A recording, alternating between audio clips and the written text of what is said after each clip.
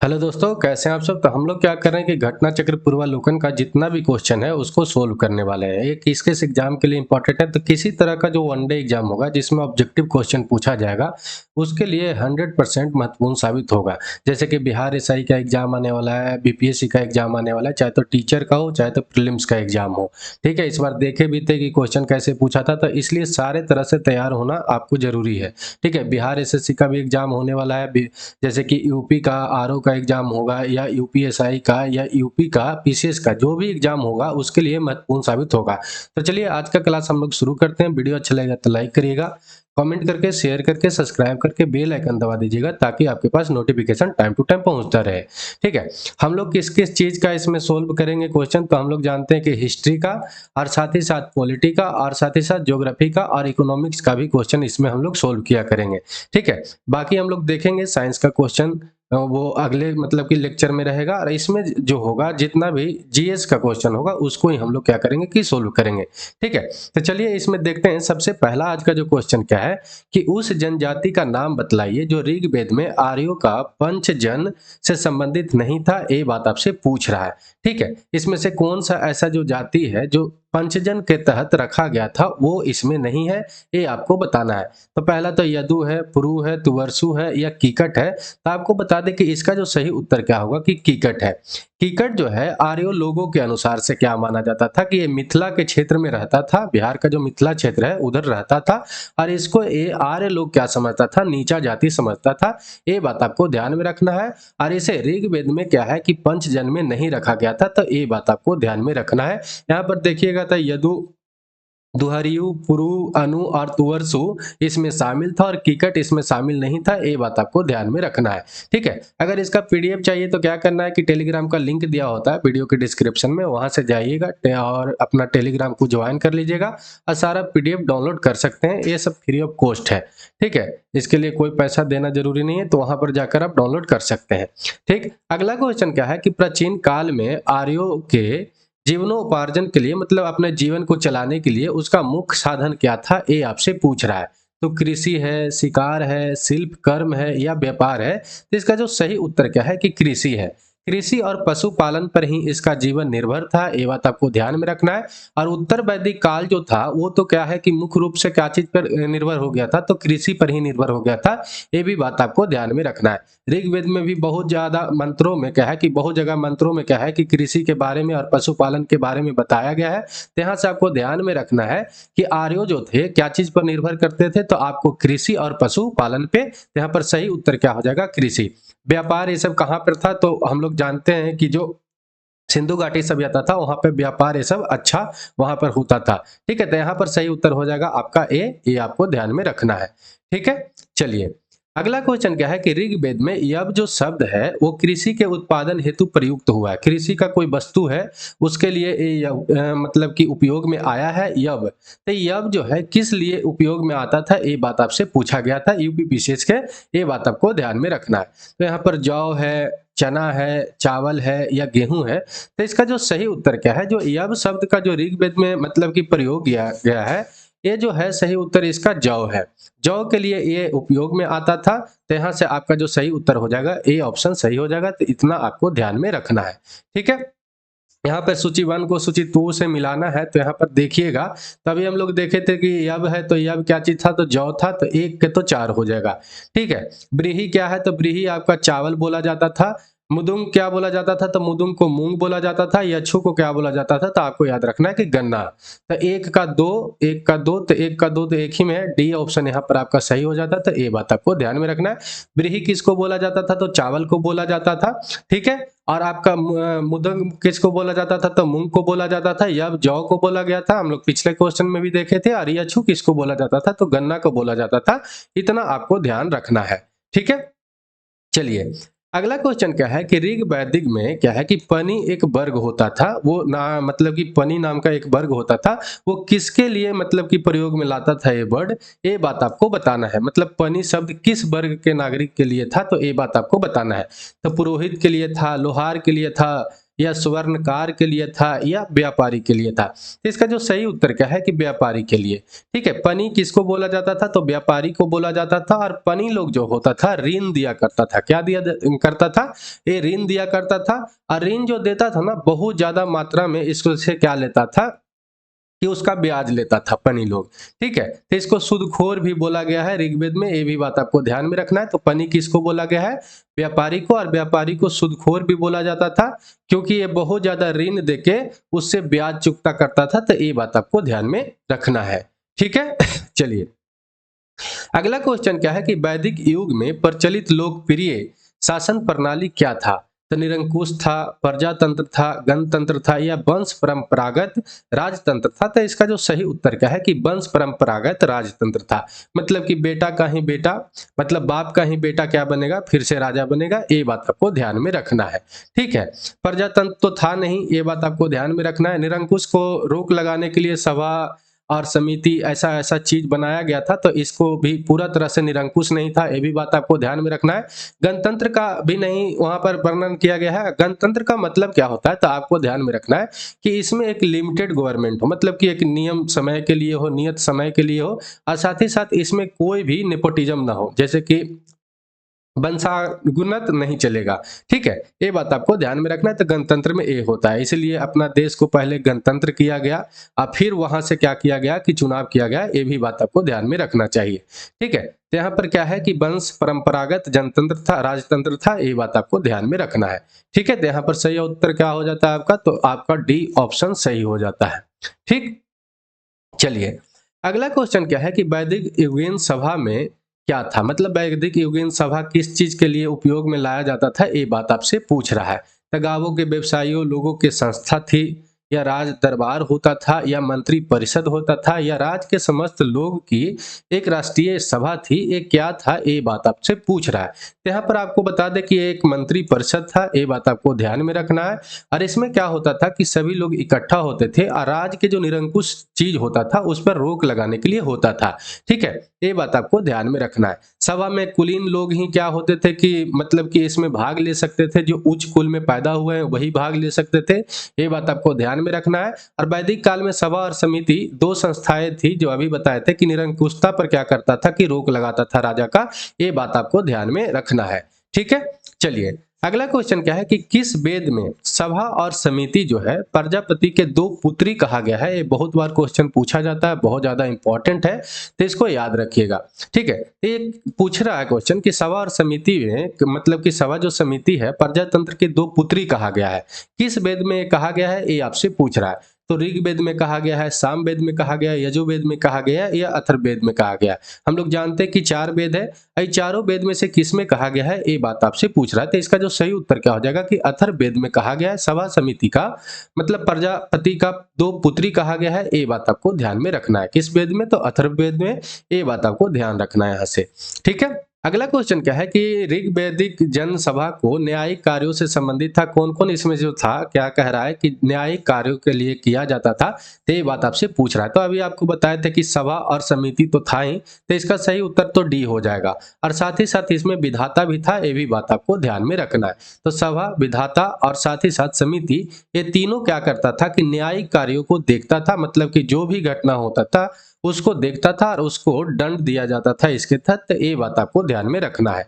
ठीक है, चलिए, अगला क्वेश्चन क्या है कि आयुर्वेद जो है अर्थात जीवन की विज्ञान उल्लेख सर्वप्रथम किस वेद में मिलता है या कहाँ पे मिलता है, ये आपसे पूछ रहा है। आरण्य में मिलता है, सामवेद में मिलता है, या यजुर्वेद में मिलता है, या अथर्ववेद में मिलता है? तो इसका जो सही उत्तर क्या है कि अथर्ववेद में मिलता है, ये बात आपको ध्यान में रखना है।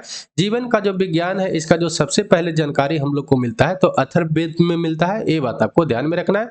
और ये क्वेश्चन बहुत ज्यादा पूछते रहता है हमेशा। ठीक है, चलिए, अगला क्वेश्चन क्या है कि निम्नलिखित में से किस अधिनियम में कलकत्ता में सर्वोच्च न्यायालय की स्थापना का प्रावधान किया गया? मतलब किस नियम के द्वारा कलकत्ता का जो है उच्च न्यायालय का क्या किया गया, सर्वोच्च न्यायालय का क्या किया गया कि एक प्रावधान किया गया स्थापना करने के लिए, ये आपसे पूछ रहा है। तो रेगुलेटिंग एक्ट 1773 के तहत, ठीक है, पिट्स का भारत अधिनियम जो है 1784 के तहत, या चार्टर एक्ट 1813 के तहत या चार्टर एक्ट 1833 के तहत। तो आपको बता दें कि रेगुलेटिंग एक्ट जो था 1773 उसके तहत क्या किया गया कि कलकत्ता में एक सर्वोच्च न्यायालय की स्थापना का प्रावधान किया गया। ये बात आपको ध्यान में रखना है। तो यहाँ से ऑप्शन तो आपका क्या हो जाता है, ए ऑप्शन सही हो जाता है। साथ ही साथ यहाँ पर हम लोग और भी जानकारी ले तो यहाँ पर आपको देखना है कि ये इसके तहत तो शुरू हुआ था, मतलब कि 1773 के रेगुलेटिंग एक्ट के तहत तो हुआ था, लेकिन 1774 में इसका स्थापना हुआ था। ये भी बात आपको ध्यान में रखना है। ठीक है, दूसरा क्वेश्चन यहाँ पर क्या क्वेश्चन बनता है कि इसमें कितने मुख्य न्यायाधीश थे और कितने न्यायाधीश थे। तो आपको बता दें कि एक मुख्य न्यायाधीश थे और साथ ही साथ 3 क्या थे कि न्यायाधीश थे। ये बात आपको ध्यान में रखना है। तो 4 थे टोटल और एक न्यायाधीश और 3 क्या थे, न्यायाधीश, एक मुख्य न्यायाधीश और 3 क्या थे, न्यायाधीश थे। ये बात आपको ध्यान में रखना है। इसका कभी कभी पूछ लेता है कि कौन, मतलब कि इसका फर्स्ट मुख्य न्यायाधीश बने थे। तो आपको याद रखना कि एलिजा इम्पे, एलिजा इम्पे इसका क्या थे कि मुख्य न्यायाधीश थे। तो ये भी आपको याद रखना है, एलिजा इम्पे। ठीक है, एलिजा इम्पे था, सर एलिजा इम्पे, क्योंकि सर लोग लगाता था वो जो जज होता था। ये बात आपको ध्यान में रखना। तो सर एलिजा इम्पे इसका मुख्य न्यायाधीश था प्रथम। ये भी बात आपको ध्यान में रखना है। ठीक है, अगला क्वेश्चन क्या है कि सर्वोच्च न्यायालय की स्थापना के संबंध में निम्नलिखित में से कौन से कथन सही है। ये बात आपसे पूछा जा रहा है। तो पहला जो ऑप्शन मतलब इसमें दिया गया है कि कलकत्ता में सर्वोच्च न्यायालय की स्थापना 1773 के रेगुलेटिंग एक्ट के द्वारा किया गया था। ये बिल्कुल सही बात है। ठीक है, तो ये ऑप्शन तो आपका सही हो जाता है। लेमेस्टर इस न्यायालय का क्या था कि प्रथम मुख्य न्यायाधीश था। तो नहीं, ये गलत बात है, क्योंकि एलिजा एम्पे इसका क्या था कि प्रथम मुख्य न्यायाधीश था। ये बात आपको ध्यान में रखना है। तो यहाँ पर जो सही उत्तर क्या हो जाता है, आपका ए ऑप्शन सही हो जाता है। ये बात आपको ध्यान में रखना है। ठीक है, अगला क्वेश्चन क्या है कि मतलब सूची 1 को सूची 2 से मिलाना है। ये बात आपको ध्यान में रखना है। यहाँ पर देखिएगा तो क्या है कि कूट तो नहीं दिया हुआ है, चलिए उससे कोई बात नहीं है, हम लोग मिलाएंगे सही। ठीक है, तो यहाँ पर सबसे पहला क्या दिया गया कि नियंत्रण परिषद की स्थापना। नियंत्रण परिषद का मतलब अगर इंग्लिश में हम लोग समझे तो बोर्ड ऑफ कंट्रोल की बात बोल रहा है। और बोर्ड ऑफ कंट्रोल किसके द्वारा स्थापना किया गया था, ये बात आपसे पूछा जा रहा है। तो आपको याद रखना कि पिट्स भारत का अधिनियम जो बना था ना 1784 वाला, वह उसी के द्वारा क्या किया गया था कि बोर्ड ऑफ कंट्रोल का स्थापना किया गया था। तब पहला का तो 2 हो जाएगा, ये बात आपको ध्यान में रखना है। दूसरा क्या है कि सर्वोच्च न्यायालय की स्थापना। तो सर्वोच्च न्यायालय की स्थापना अभी हम लोग देखे थे कि रेगुलेटिंग एक्ट जो था 1773 वाला, उसके द्वारा स्थापना किया गया था।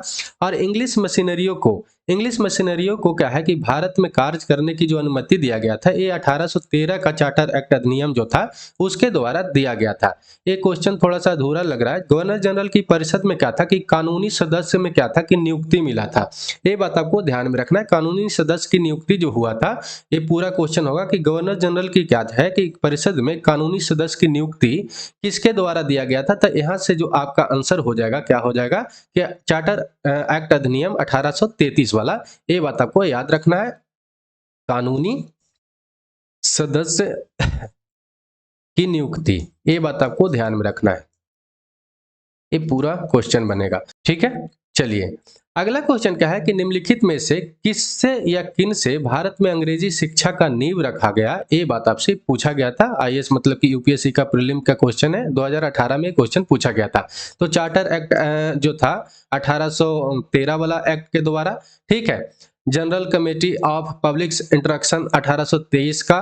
ठीक है, प्राच्य एवं आंग्लविद जो था विवाद था उसके द्वारा। तो किसके किसके द्वारा जो है भारत में अंग्रेजी शिक्षा का नींव रखा या नींव पड़ी, ये बात आपसे पूछ रहा है। तो यहाँ पर जो सही उत्तर हो जाएगा आपका डी ऑप्शन सही हो जाएगा।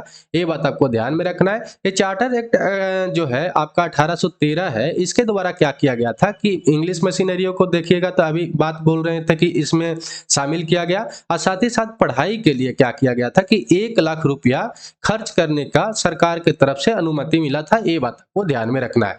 General committee of public instruction में क्या किया गया कि 10 सदस्य इसमें बनाया गया और 10 सदस्य जो थे बाहर के ही थे, सारा विदेशी मतलब कि ब्रिटिश था। ये भी बात आपको ध्यान में रखना है। और इसमें क्या हुआ कि प्राच्य नॉलेज और साथ ही साथ आंग्ल नॉलेज दोनों को क्या किया गया कि बढ़ावा देने का बात किया गया। और इसमें 1 लाख रुपया का भी ग्रांट दिया गया था। ये भी बात आपको ध्यान में रखना है। 1 लाख का ग्रांट दिया गया, ये भी बात आपको ध्यान में रखना है। 1 लाख का अनुदान दिया गया, ये भी आपको याद रखना है। ठीक है, चलिए ये हम लोग देखते हैं प्राच्यविद और आंग्लविद। तो ये वाला तो आपको याद ही रखना है कि विलियम बेंटिंग जो था, हम लोग जानते हैं कि 1828 से लेकर 1835 तक क्या किया कि वो भारत का गवर्नर जनरल रहा। और 1835 में क्या हुआ कि हम लोग लॉर्ड मैकाले के द्वारा क्या हुआ कि इंडिया में शिक्षा के प्रति क्या किया गया कि एक अधिनियम लाया गया और उसमें कहा गया कि जो अपर क्लास का जो भी शिक्षा होगा वो इंग्लिश मीडियम में होगा। तो ये बात आपको ध्यान में रखना है। तो ये बहुत ज्यादा इंपॉर्टेंट था। 1835 में लाया गया था मैकाले के द्वारा और उस समय भारत का गवर्नर जनरल कौन था? तो आपको याद रखना कि लॉर्ड विलियम बेंटिंक। 7 साल तक भारत का ये गवर्नर जनरल रहा था। ये भी बात आपको ध्यान में रखना है। ठीक है, तो लॉर्ड विलियम बेंटिंक के समय क्या हुआ कि मैकाले के द्वारा 7 मार्च था, ये भी बात याद रखना है, तो रख लीजिएगा। 7 मार्च 1835 को एक अधिनियम लाया गया शिक्षा के प्रति, जिसमें अपर क्लास का जो भी शिक्षा होगा इंग्लिश मीडियम का होगा, ये बात कहा गया। तो इसलिए यहाँ पर तीनों जो है क्या हो जाता है? सही हो जाता है। ये भी बात आपको याद रखना है।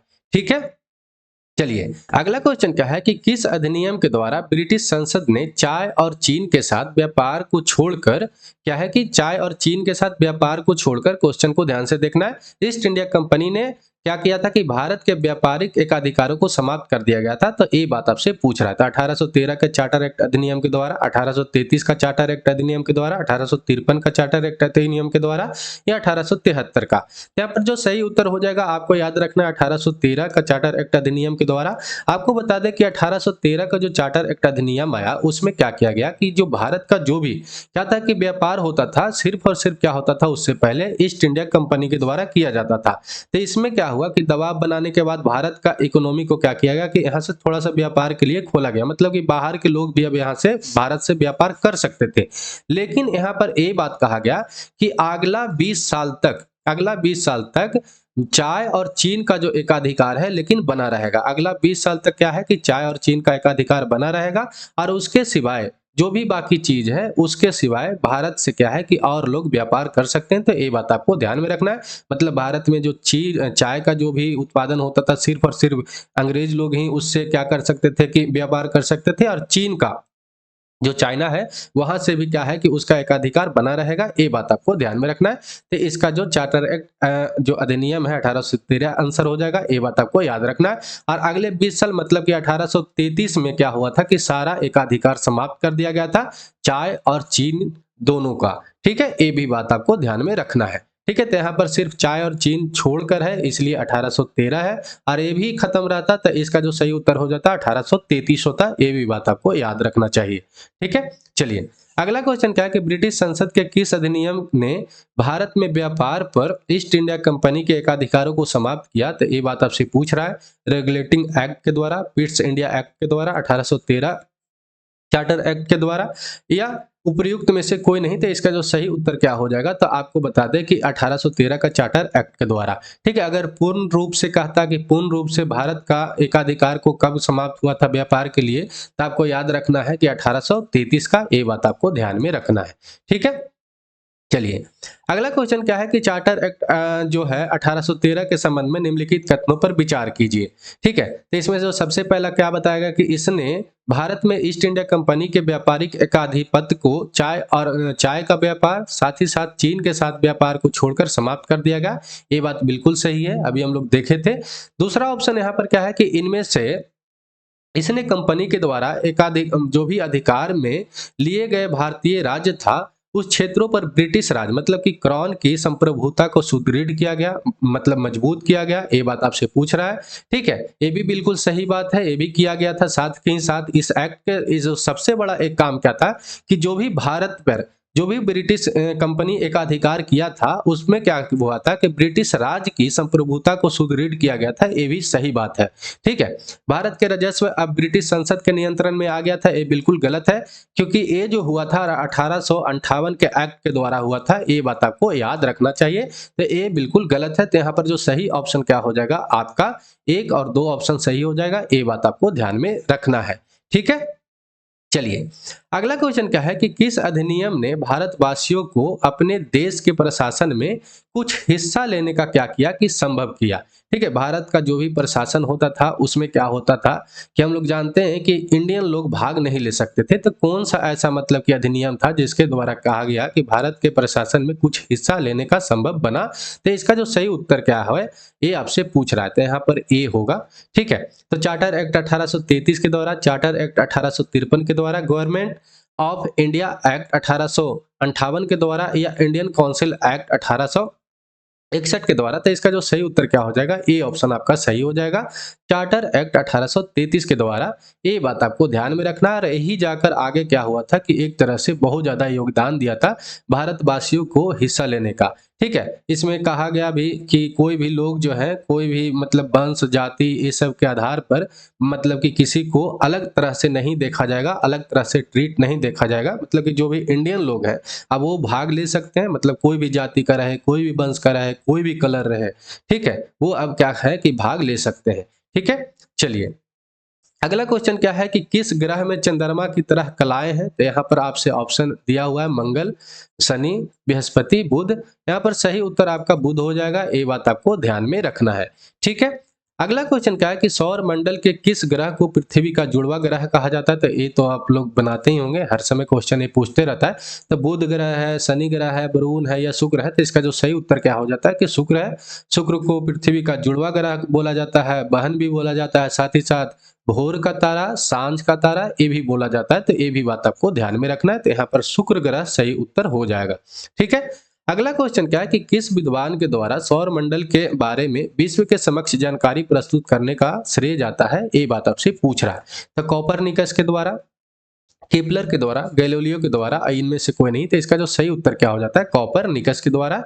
ये बात आपको ध्यान में रखना है। ठीक है, चलिए अगला क्वेश्चन क्या है कि निम्नलिखित में से ब्रह्मांड के दूसरे शब्द कौन सा है। मतलब ब्रह्मांड के लिए दूसरा शब्द कौन सा उपयोग में आ सकता है, ये बात आपसे सीधा सीधी ये पूछ रहा है। बिग क्रंच है, खगोल विज्ञान है, कॉस्मोस है या सुपरनोवा है। तो आपको बता दें कि कॉस्मोस, कॉस्मोस के मतलब भी होता है जगत होता है, ब्रह्मांड ही होता है, संपूर्ण जगत होता है। ये बात आपको ध्यान में रखना चाहिए। तो यहाँ पर सी ऑप्शन आपका सही हो जाएगा।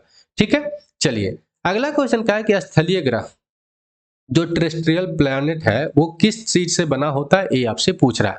तो धातु और वायु से बना होता है, चट्टान और धातु से बना होता है, धातु और गैस से बना होता है, ठीक है, या चट्टान और गैस से बना होता है। तो आपको बता दें कि इसका जो सही उत्तर क्या होगा कि चट्टान और धातु से बना होता है। ये बात आपको ध्यान में रखना है, चट्टान और धातु से। ठीक है, चलिए अगला क्वेश्चन क्या है कि सबसे प्रसिद्ध नक्षत्रों में से एक जिसे हम गर्मी के समय रात के शुरुआती भाग में देख सकते हैं उसको क्या कहते हैं, ये बात आपसे पूछ रहा है। कैसिओपिया है, ओरियन है, उर्सा माइनर है या उर्सा मेजर है, जिसे हम लोग सप्तऋषि कहते हैं। तो इसका जो सही उत्तर क्या है कि उर्सा मेजर है, सप्तऋषि है। ये बात आपको ध्यान में रखना है। ठीक है, चलिए अगला क्वेश्चन क्या है कि बिग बैंग सिद्धांत की उत्पत्ति का वर्णन क्या करती है। मतलब बिग बैंग जो है किसके लिए उपयोग में लाते हैं हम लोग वर्ड। तो ये बात आपसे पूछ रहा है, ब्रह्मांड की उत्पत्ति के लिए, सितारों की उत्पत्ति के लिए, आकाश गंगा की उत्पत्ति के लिए या सौर मंडल की उत्पत्ति के लिए। तो इसका जो सही उत्तर क्या हो जाएगा, ये बहुत बार क्वेश्चन पूछा गया है, बीपीएससी में भी पूछा गया है, बिहार एसआई में भी पूछा गया और भी यूपीपीसीएस में भी ये क्वेश्चन पूछा गया है। ठीक है, तो इसका जो सही उत्तर क्या हो जाएगा कि ब्रह्मांड की उत्पत्ति के लिए इसको हम लोग उपयोग में लाते हैं बिग बैंग में। बिग बैंग में क्या माना जाता है कि जो सारा ब्रह्मांड है, जो बहुत एक बार क्या हुआ था कि विस्फोट हुआ था और विस्फोट होने के बाद क्या है कि ब्रह्मांड का धीरे धीरे उत्पत्ति हुआ। ये बात आपको ध्यान में रखना है। तो चलिए आज के लिए इतना ही। वीडियो अच्छा लगा हो तो लाइक करिएगा, कमेंट करके, शेयर करके, सब्सक्राइब करके बेल आइकन दबा दीजिएगा ताकि आपके पास नोटिफिकेशन टाइम टू टाइम पहुंचता रहे। तो जय हिंद, जय भारत।